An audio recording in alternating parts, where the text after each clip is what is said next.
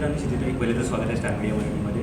जिम्मा अप्रतिम चालू आहे आणि सगळीकडे हाऊसफुलचा बोर्ड लागत आहे. पहिले तर काय सांगाल त्याबद्दल आणि कसं वाटतंय? खूप मस्त वाटतं आहे आणि चांगला केला आहे चित्रपट आपण असं वाटतच होतं आम्हाला, पण तो एवढा लोकांना आवडतो आहे, याच्याबद्दल एवढा भरभरून प्रतिसाद मिळतो आहे, ह्याचं खूप भारी वाटतं आहे. आणि स्पेशली फक्त मराठी प्रेक्षक नाही, आता आम्ही थिएटर व्हिजिट्स करतो आहे, त्यामुळे अनेक वेळेला नॉन मराठी ज्यांची मातृभाषा मराठी नाही, असे काही गुजराती, काही साऊथ इंडियन्स हेही जाऊन सिनेमा बघत आहेत, तर त्यांनी खूप छान वाटतं. दरवेळेलाच आपलं असं होतं की आपण साऊथमधनं इथे आलेले सिनेमे बघतो, पण कोणीतरी आपलाही जाऊन सिनेमा बघतो आहे मराठी, ह्याचं खूप खूप भारी वाटतं आहे. क्षिती म्हणाली तसं आम्ही ना खूप साऱ्या थिएटर व्हिजिट्स करतो आहे. पहिल्या जिम्माच्या वेळेलासुद्धा आम्हाला आमच्या इंडस्ट्रीतल्या खूप मित्रांनी असं केलं की अरे तुम्ही हे फिरून फिरून ना लोकांना आता सवय लावताय. पहिल्या जिम्माच्या वेळेलासुद्धा मी, क्षिती आणि सिद्धार्थनी जवळपास विक्रमी व्हिजिट्स केल्या होत्या. आम्ही रोज थिएटरला जाऊन भेटायचो आणि आत्ताही आम्ही तेच करतो आहे. खूप मजा येते कारण ना प्रेक्षकांना एक्झॅक्टली काय वाटतं आहे आपल्या सिनेमाबद्दल, काय आवडतं आहे काय नाही, हे तिथल्या तिथे तो फीडबॅक मिळतो. आनंदाची गोष्ट अशी की प्रेक्षकांना भरभरून आवडतो आहे, प्रेक्षक भरभरून बोलत आहेत. म्हणजे आम्ही तिथे गेल्यानंतर थिएटर्सवाल्यांकडनंच आम्हाला अशी मागणी होती की सर प्लीज पटकन उरका, खूप वेळ जातो. कारण लोक एवढे बोलत राहतात आणि मला असं वाटतं की सिनेमा लोकांना आवडतो आहे, त्यावरची रिॲक्शन फक्त छान आहे सिनेमा अशी नसून लोक खूप रिलेट करत आहेत. ही माझ्या आत्यासारखी आहे, ही माझ्या मावशीसारखी आहे, हो आमच्या घरातलाच हा मुद्दा आहे, हे येतं आहे. त्यामुळे आम्हाला ते सगळ्यात जास्त मोठं यश वाटतं आहे की सिनेमा प्रेक्षकांना आपला वाटतो आहे, आपल्यातला वाटतो आहे, रिलेटेबल वाटतो आहे आणि त्याची मजा जास्त आहे. सिनेमा 1 रेकॉर्ड ब्रेक होताच, म्हणजे सगळे रेकॉर्ड तोडले होते त्यांनी.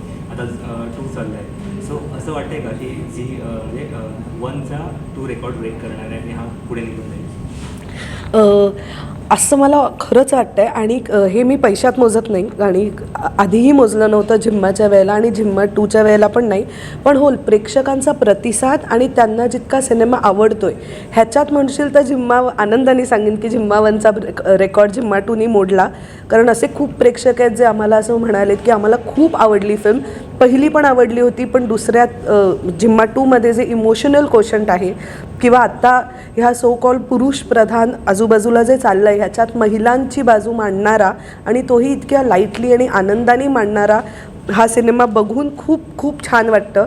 सो ह्या बाबतीत तर मी नक्की म्हणेन रेकॉर्ड मोडला आहे. बाकी पैशांचं मी खरंच काउंटही करत नाही. जेव्हा आपण आपलं टार्गेट असतो, आता जिम्मा 1चा जो टार्गेट होता त्याला ब्रेक करून आता पुढे जातं, तर ती फिलिंग कशी असते? कारण कसं आहे की आपण आपलं रेकॉर्ड आपल्यालाच टार्गेट दिलेलं असतं की एवढं एवढं आपल्याला करायचं आणि त्याच्या पुढे आपण करतो. मला कायम असं वाटतं की कधीही आपलं काम किंवा आपल्या कामाची जी पोचपावती असते ती इतर कामांशी, म्हणजे इतरांच्या कामाशी कधी कंपेअर करू नये. आपला सिनेमा इतर सिनेमांशी कधी कंपेअर करू नये. आपला सिनेमा हा आपल्या सिनेमाशीच, माझं मागच्या कामाशी आत्ताचं काम, हे आपण कंपेअर केलं पाहिजे आणि आम्ही दोघंही त्याच्यावर विश्वास ठेवतो. मागच्या कामापेक्षा हे काम लोकांना जास्त चांगलं वाटतं आहे, हीच आमच्यासाठी सगळ्यात मोठा विक्रम किंवा हेच आमच्यासाठी सगळ्यात मोठे आकडे आहेत आणि त्याचं समाधान सगळ्यात जास्त आहे. कारण आपण जे काम करत करत करत हळूहळू मोठे होत जातो, शिकत जातो, तर त्या प्रवासात प्रत्येक टप्प्यावरती आधीच्यापेक्षा काहीतरी बरं करण्याचा प्रयत्न आपण करतो आणि प्रेक्षकांनाही जर तसंच वाटत असेल तर ते सगळ्यात मोठं यश आहे असं मला वाटतं. दादा, आपण कॉम्पिटिशनला उतरतो जेव्हा म्हणजे आता मराठी असेल, हिंदी असेल, सगळ्याच कॉम्पिटिशन असतं. सो आपली एक हाऊसफुल फिल्म सगळीकडे लागते, सगळीकडे हाऊसफुलचे बोर्ड लागते. जेव्हा दगडं अजून एक कुठला तरी प्रोडक्ट येतो तेव्हा आपल्यावरती किती परिणाम त्याचा होतो, किंवा असं होतं ना की आपल्याला शो पाहिजे तेवढे मिळत नाही, सो ते इफेक्ट जाणवत आहे का? मी अनेकदा याविषयी बोललो आहे की मराठीची थेट स्पर्धा ही आपण मुंबईत किंवा महाराष्ट्रात असल्यामुळे थेट बॉलिवूडशी आहे. मुंबईतच बॉलिवूड आहे आणि मुंबईतच आपला मराठी चित्रपट आहे. परंतु आपलं इतर गोष्टींवर नियंत्रण असू शकत नाही. आपलं आपल्या कामावरती, आपल्या चित्रपटावरतीच नियंत्रण असू शकतं. मी आनंदाने आणि अभिमानाने सांगतो की एवढे मोठमोठाले चित्रपट आजूबाजूला असतानासुद्धा जिम्मा पाय रोवून उभा आहे. जिथे जिथे आहे तिथे हाऊसफुल गर्दीत सुरू आहे. प्रेक्षकांकडनं शोची मागणी होती आहे. एवढंच नव्हे तर थिएटरवाले स्वतःहून जिथं शक्य आहे तिथं आपल्याला एक एक शो वाढवून देण्याचा प्रयत्न करत आहेत. मला वाटतं यातच सिनेमाचं यश आहे. आणि स्पर्धेत उतरलं की ते आलंच, पहिला कोण येणार, दुसरा कोण येणार, तिसरा कोण येणार. पण मला असं वाटतं की स्पर्धेमध्ये आपल्याला किती मजा येते ते सगळ्यात महत्त्वाचं आहे. तर या स्पर्धेत आम्हाला प्रचंड मजा येते आणि ती केवळ प्रेक्षकांमुळे येते. शिक्षित तू काय सांगशील, कारण ॲज अ निर्माती म्हणून आपल्याला असं वाटतं ना की एवढे शो लागले त्याच्यापेक्षा जास्त लागवाय थोडेफार, किंवा आता सगळीकडे हाऊसफुल होते, अजून जर आपल्याला जास्त शो लागले. मी खरं सांगू का, असं असतं ना की शोज आता मला 20 शोज हवेत पण माझ्याकडे 10च आहेत. पण प्रेक्षकांनी तेवढा प्रतिसाद नसता दिला तर कदाचित मला वाईट वाटलं असतं. मला आनंद ह्याचा होतो की 20 नाही 10 असतील, 5 असतील, पण त्याला इतका भरभरून प्रतिसाद आहे की मला असं वाटतं दिस इज द टाईम. मला हे कधी बोलायची गरजच नाही पडणार की 5 का आहेत. एवढा डिमांड असल्यामुळे where there is demand there is supply, automatically shows वाढतील.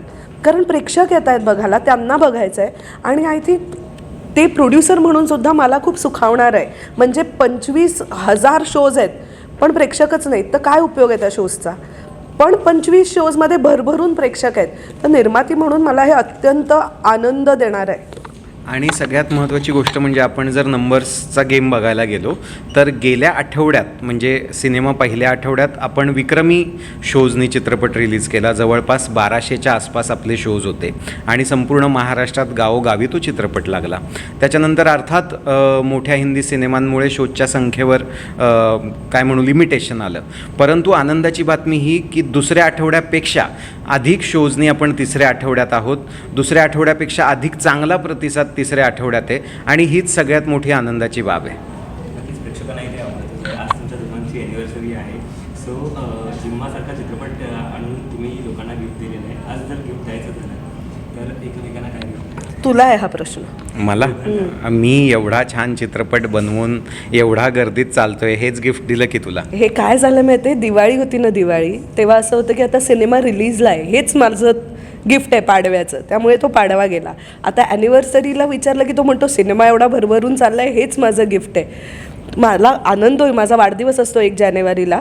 मला खरंच आनंद होईल जर 1 जानेवारीला पण मला हेच गिफ्ट मिळालं की बघ सिनेमा एवढा छान चालला आहे, हेच तुझं गिफ्ट. तेव्हा मी तुला म्हणणारच आहे की हे बघ 50व्या दिवसाकडे आपली वाटचाल चालू आहे, त्यामुळे तेच गिफ्ट असणार आहे तुला. अजून काय पाहिजे? बस मग माझ्याकडनंही तुला तेच गिफ्ट आहे. असंच जर करायचं असेल तर हेच गिफ्ट माझ्याकडनं पण आहे. फक्त हे सिनेमा कधीतरी आपला संपून काहीतरी पुढे आयुष्य चालू राहील. तेव्हा माझा वाढदिवस येतो. हे ना जिम्मा 1च्या वेळेला पण झालं होतं की मला काहीही गिफ्ट मिळालं नाही. नोव्हेंबर, दिवाळी नाही, आमची ॲनिव्हर्सरी नाही, माझा वाढदिवस नाही. कारण जिम्मा 1ला माझा वाढदिवस 1 जानेवारी आम्ही थिएटरमध्ये जाऊन सेलिब्रेट केला होता. तर याही वर्षी मला असं वाटतं की तीच वेळ येणार आहे की थिएटरमध्ये जाऊन सेलिब्रेट होणार आहे. प्रेक्षकांनाच सांगते की प्लीज आम्ही थिएटर व्हिजिटला आलो तर मला काहीतरी गिफ्ट द्या. नवरा तर काही देईल असं वाटत नाही. एखादी आठवण लग्नाच्या नंतर? काय लग्नाच्या नंतर आज 11 वर्ष झाली आहेत. आजही आम्ही त्याच पद्धतीने एकमेकांशी वागतोय, बोलतोय. अजून काय वेगळी आठवण सांगणार. खरं तर जमेची बाजू हीच आहे की आम्ही खूप छान मित्र झालो आहे.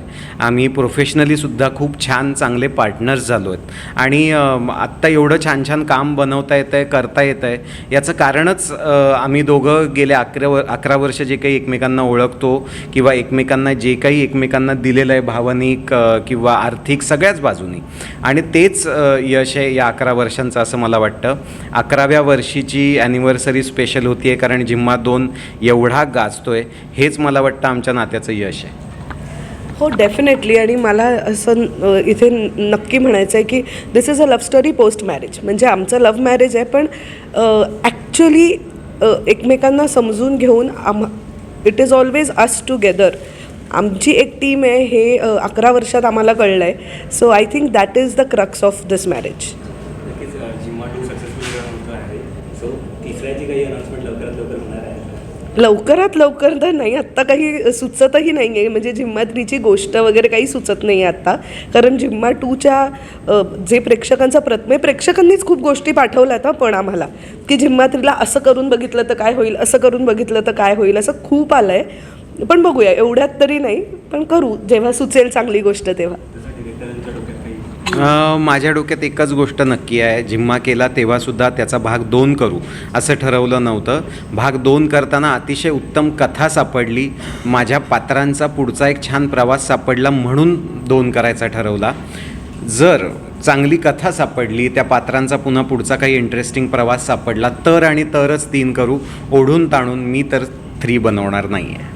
तुम्ही जे बनवलं ते नक्कीच स्पेशल काहीतरी असणार आहे आणि लोकांना इथे या दोघांपेक्षा अजून रेकॉर्ड ब्रेक करणार असते. Let's hope for the best. आणि तुमच्या निमित्ताने प्रेक्षकांचे खूप खूप आभार. आमचा हा आजचा दिवस तुम्ही जास्त स्पेशल बनवला आहे. आमची 11वी ॲनिव्हर्सरी तुम्ही कायम स्मरणात राहील अशी बनवली, कारण जिम्माला तुम्ही चित्रपटगृहात एवढं भरभरून प्रेम देत आहे. थँक्यू. थँक्यू.